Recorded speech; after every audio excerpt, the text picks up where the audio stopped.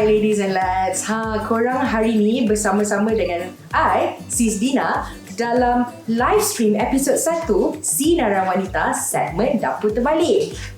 Okay, jadi apa yang you guys akan dapat dalam segmen ni? Okay, dalam segmen ni kita akan berkongsi tentang resepi masakan, secrets ataupun tips-tips yang ada dalam masakan.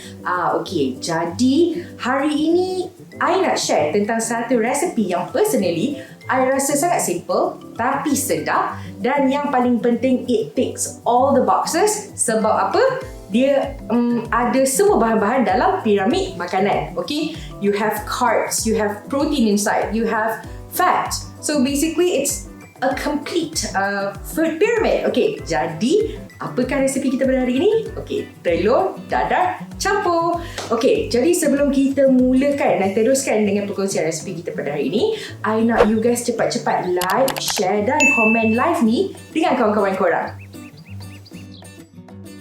Okay, so hari ini kita nak bersembang tentang resepi telur dadar campur ni. Daripada bahan, cara masakan, maybe ada secret hints atau tips untuk newbie yang baru belajar memasak mungkin berguna, dan jugalah sampai bila kita nak makan. Okay, jadi jangan lupa untuk stay sebab lepas ni I nak share dekat you guys I punya favourite spot for groceries shopping.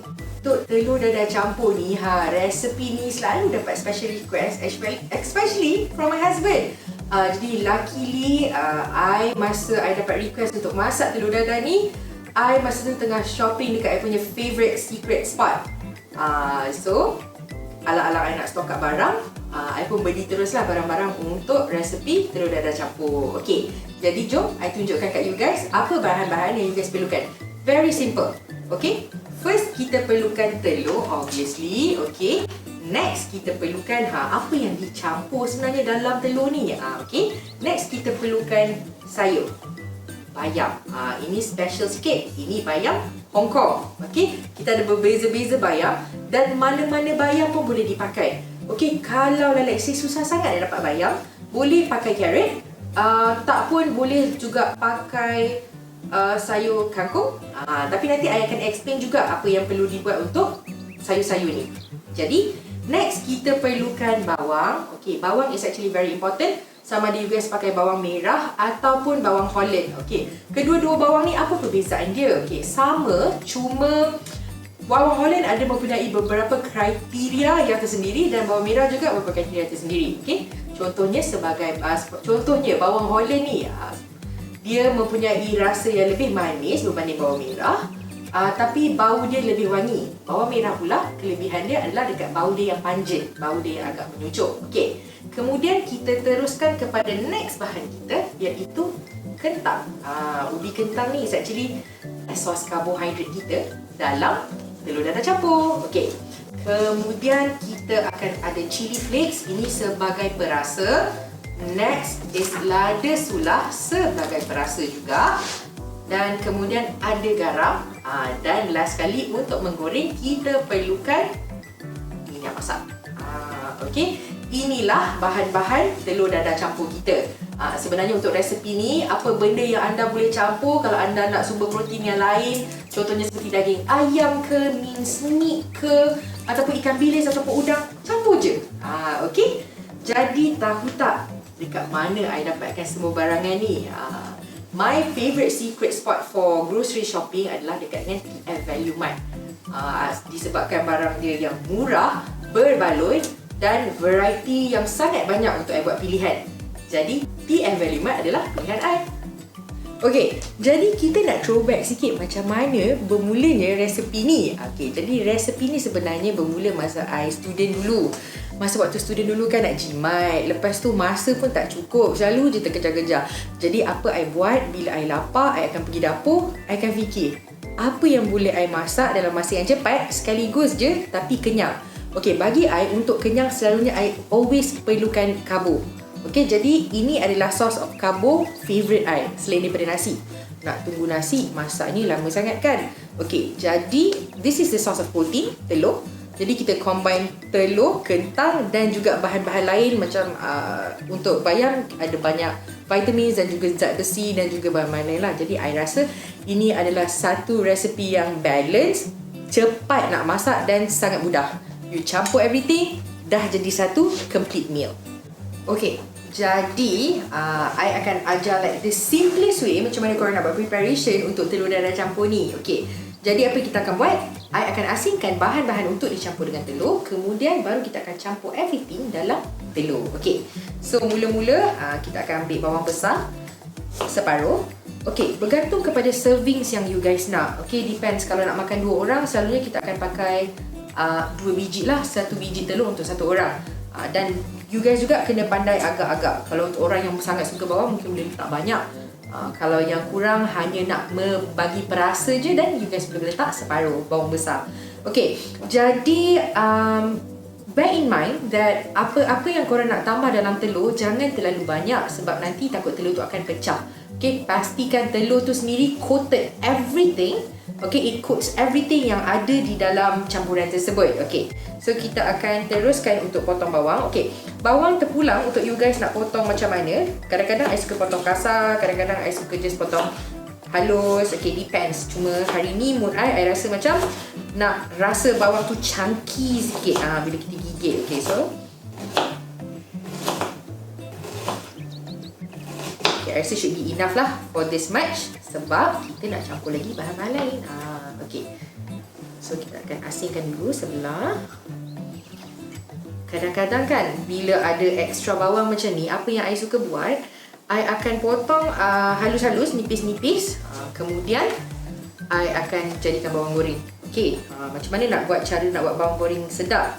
Cara nak buat bawang goreng sedap kan, tapi bukan bawang ni lah, boleh juga, tapi it wouldn't taste that good. Selalunya orang akan pakai bawang kecil. Okay, so bila pakai bawang kecil tu, rincit halus-halus. Lepas dah rincit halus-halus, korang boleh basuh, gaul dengan garam. Okay, gaul dengan garam untuk biarkan air dia keluar. Kemudian coatkan dengan tepung sikit dan goreng. Tepung beras sikit, tepung gandum sikit. So sekarang ni kita tengah potong kentang. Kentang pun sama juga. I suka nipis-nipis supaya kentang tu kadang-kadang akan rasa garing. Untuk some people, kalau dia nak telur dia ni rasa macam moist, dia akan buat benda tu jadi a little chunky. Depends. Okay, dalam memasak ni kan sebenarnya tengok cara I potong. Boleh jadi memanjang, boleh jadi besar, boleh jadi kecil. It depends. Okay, tak ada yang salah dalam memasak ni. Okay, as long as campuran tu rasanya betul, rasa dia sedap, masa memasak tu cukup. Contohnya macam bila you tumis cili kan, bila you tumis cili tu betul-betul masak, then it's good to go. Now kita akan move on to spinach. Okay, bayam. Okay, untuk bayam ni kan sebenarnya I bukanlah seorang yang suka makan sayur. Okay, itu cerita dia. Tapi I still nak includekan sayur dalam I punya masakan. So apa yang I buat, dulu I akan buang batang dia sebab batang dia keras. Jadi kalau you guys suka makan sayur, korang boleh je bubuh. Tapi I kurang suka, jadi I akan asingkan kat tepi. Untuk dalam ni kita akan potong halus-halus dan masukkan. Okay, kenapa I potong halus-halus? Sebab I takut batang dia keras, nanti dia akan menghancurkan telur. Okay,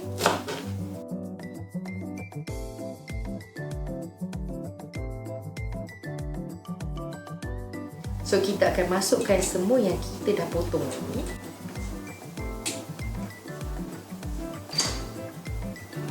Okay, jadi sekarang kita akan letak tepi everything dan kita nak pecahkan telur.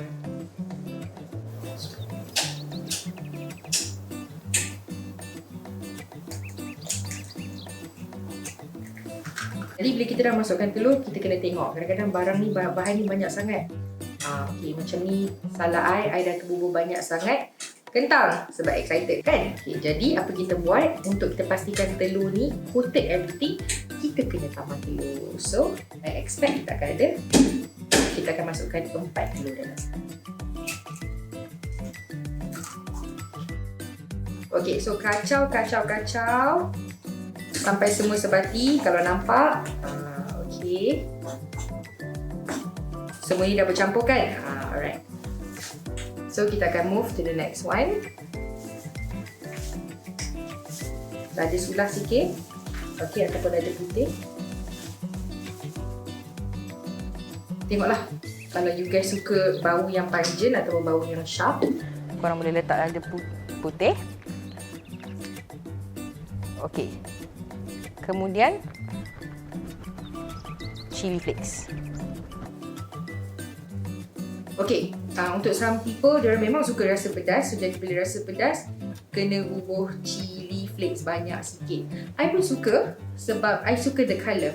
Kalau you guys see combination, we have like pale white, pale yellow, and then we have purple from the onion, and then we have green, and then I think the red basically brought up the colour out of everything.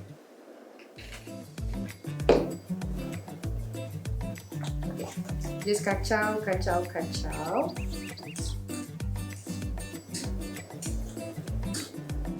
Okay. Jadi kita akan setkan temperature dan kita akan tuang sedikit minyak. Okey, dia macam ni tau. Minyak ni bergantung kepada tahap kegaringan yang you guys nak. Kalau korang memang nak telur tu jadi macam betul-betul garing, crusty dekat tepi dia tu, usually minyak memang sangat banyak. Korang kena buat macam deep fry. Kalau korang tengok kan dekat kedai-kedai Thai tu, telur diorang bubble crusty tu kan, minyak memang kena banyak.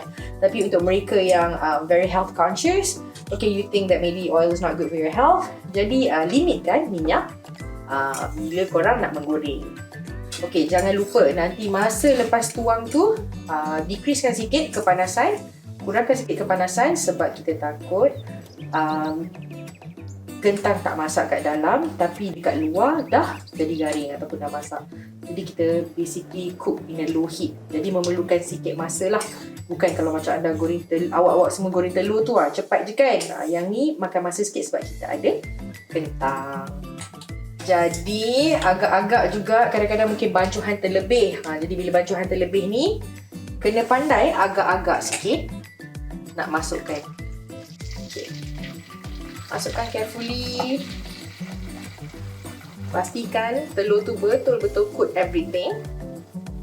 Just to make sure. Okay. Panaskan sikit.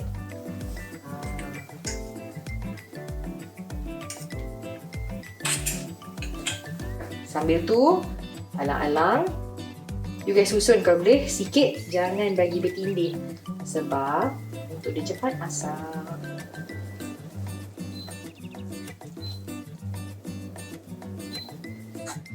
Okey, jadi kalau rasanya macam kuali kecil sangat kan, macam ni, selalunya kuali ni memang makan untuk berdua, kita boleh bahagi half je.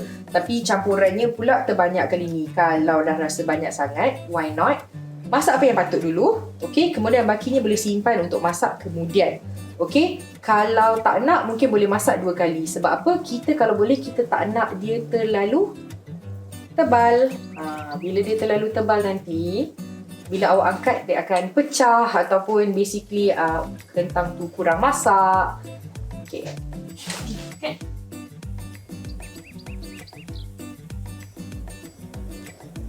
Make sure api jangan tinggi sangat macam saya cakap tadi, sorry. Okey, sebab kita nak kentang tu masak. Jadi sementara ni boleh biarkan. Okey, jadi I dah share tadi in case kalau you guys nak masukkan any other protein substance lah, contohnya seperti daging ke, ayam ke, udang, boleh.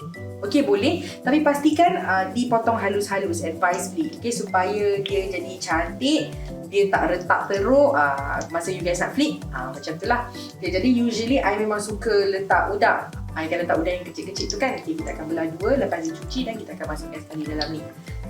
Tapi untuk hari ni kita buat versi tak ada udang. Okay, so kita tunggu beberapa minit. Kadang-kadang boleh flip sikit hujung macam ni. Kita boleh nampak. Okay, belum lagi brown. Okay, jadi kita boleh tunggulah sekejap. Okay, certain people kan memang suka untuk letak contohnya macam dia nak bagi rasa lemak-lemak sikit, dia akan letak susu ataupun tahu telur yang dihancurkan. Okay, bila anda letak benda-benda macam tahu telur ataupun susu tu, problem dia adalah dia akan jadi very moist. Jadi bila dia jadi very moist, kadang-kadang dia akan pecah bila nak flip. Lepas tu dia akan jadi macam scrambled egg. Boleh juga, tak salah. Macam I cakap, dalam memasak ni tak salah. Okay, nothing is wrong. You can always try a new recipe. You can always come up with your own new recipe as long as you like it. As long as whatever you put inside tu tak bagi you sakit perut or whatever. People like it, then go for it. Okay? Okay, sekarang increase sikit. Okay, bila dah increasekan kepanasan ni, kita bagi sekejap saja dalam seminit macam tu supaya dia just garing from the outside but the moisture is still inside. And then kita boleh pakai.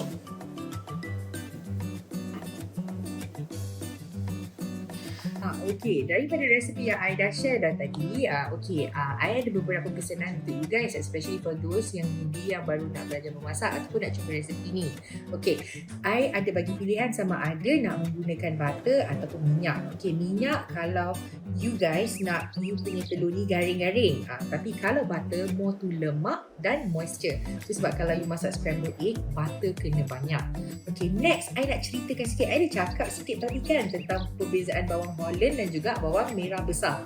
Okay, jadi perbezaannya adalah bawang Holland ni kalau you baru mula nak belajar memasak ataupun you macam nak play safe dengan masakan you, pilih bawang Holland. Sebab bawang Holland senang sangat nak macam mana kita kata, senang kita nak adjust sebab dia rasa manis dia tak begitu kuat, bau dia pun wangi compare tu bawang besar merah.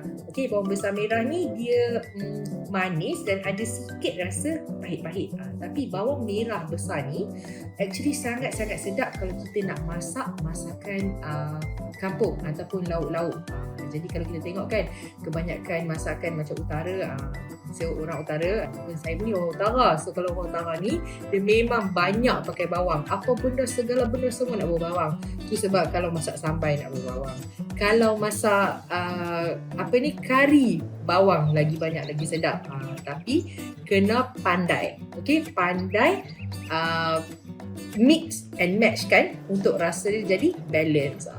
So kalau masakan-masakan orang utara ni, pastikan jangan manis. Okay, kami paling pantang makanan tu manis. Kalau makanan tu sepatutnya masin, rasa dia kena masin. Jangan pandai-pandai ditabuk gula banyak-banyak, kerana manis tak boleh nak makan.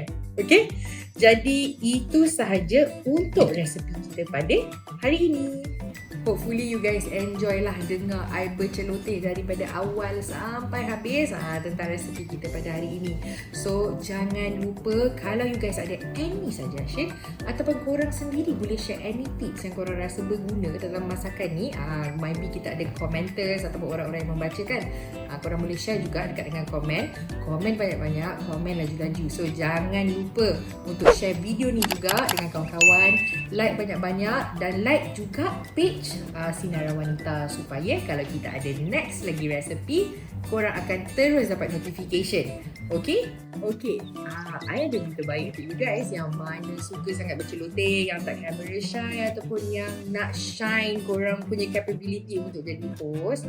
Jadi page Sinaran Wanita ni, okay, tekan je di caption di bawah untuk korang register yourself become one of the host. Dan sama-samalah kita boleh celoteh dekat page ni. Okay, jadi I harap semua orang enjoy dengan sharing kita pada hari ini. Okay, thank you so much everyone for watching and don't forget to like the page, share and also comments. Okay. Dah pukul berapa ni? Tadi kata nak sampai. Kita ni dah lapar. Why don't I take a bite? Okay, very smooth. It smells so good. Smell.